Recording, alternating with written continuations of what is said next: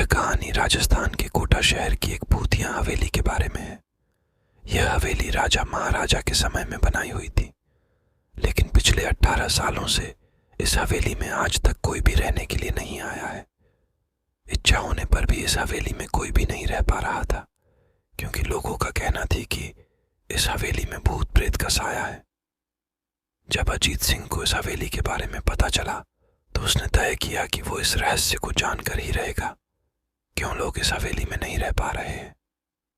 उसने मजबूत इच्छा शक्ति से हवेली में रहने की पूरी तैयारी कर ली। जब उसने हवेली के अंदर जाने के लिए पैर आगे बढ़ाए तो दरवाजे पे किसी अनजान व्यक्ति ने उसे रोक लिया और नजदीक जाके बोला, कौन हो आप और किधर जा रहे हो? अजीत सिंह ने जवाब देने के बजाय उसने सामने सवाल किया, जी आप कौन? मेरा नाम अर्जुन सिंह है और मैं यही पास में ही रहता हूँ, अजीत सिंह ने कहा। ओह अच्छा, मैंने सुना है कि यह एक भूतिया हवेली है और यहाँ कोई नहीं आ पाता है, इसीलिए मैं इस हवेली में एक दिन रुकने का फैसला किया है, अर्जुन सिंह ने कहा।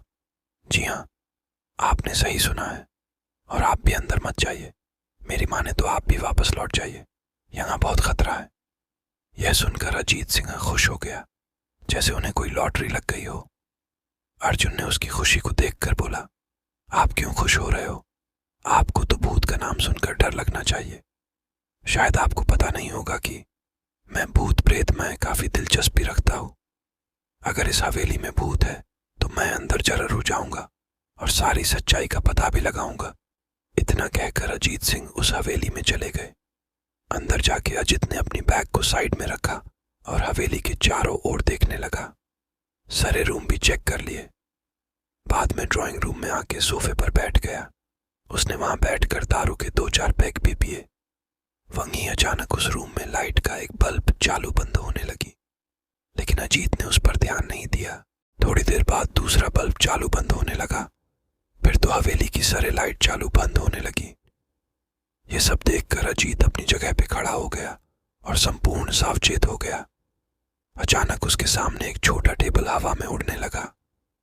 करीबन 6 फुट हवा में ऊपर जाके गोल गोल घूमने लगा और बाद में अजीत की ओर तेजी से आने लगा। अजीत ने तुरंत ही अपनी जगह बदल दी और दूसरी ओर चला गया और वो टेबल वहीं जाके गिरा जहां अजीत खड़ा था। अजीत कुछ समझ पाता उतने में सोफे की शीट उसकी ओर आने लगी। वो जल्द खड़ा हो गया और छलांग लगा के दूसरी ओर कूद गया, जिसके कारण सोफा दीवार को टकराया और अजीत बच गया। अचानक सब कुछ शांत हो गया। अजीत ने चारों ओर सतर्कता से देखा और बड़ी आवाज में बोला, तुम जो भी हो सामने आकर के बात करो। वहीं एक बड़ी परछाई उसके सामने आई। अजीत ने उस परछाई को देखकर बोला, कौन हो तुम और क्यों मुझे मारना चाहते हो? परछाई, तुम्हारी भूल के कारण अजीत। मेरी भूल? मैंने कौन सी भूल की? परछाई, इस हवेली में आने की भूल। मैं किसी को भी इस हवेली में खुश नहीं देख सकता। अजीत, लेकिन क्यों? वो परछाई ने जवाब दिया, आज से 18 साल पहले इस हवेली के मालिक ने मुझे यहीं पे ही मार डाला था। मेरी कोई गलती भी नहीं थी। इस कारण की वजह से मेरी आत्मा इस हवेली में भटकती रहती है। मैं किसी को भी इस हवेली में नहीं रहने दूंगा, क्योंकि इस हवेली में मेरा खून हुआ था। इस हवेली में जो भी रहने के लिए आएगा उसकी मौत होगी। अजीत ने कहा, मैं तुम्हें अपने असली रूप में देखना चाहता हूं। तुम्हें मारने से पहले मैं तेरी यह इच्छा अवश्य पूरी करूंगा।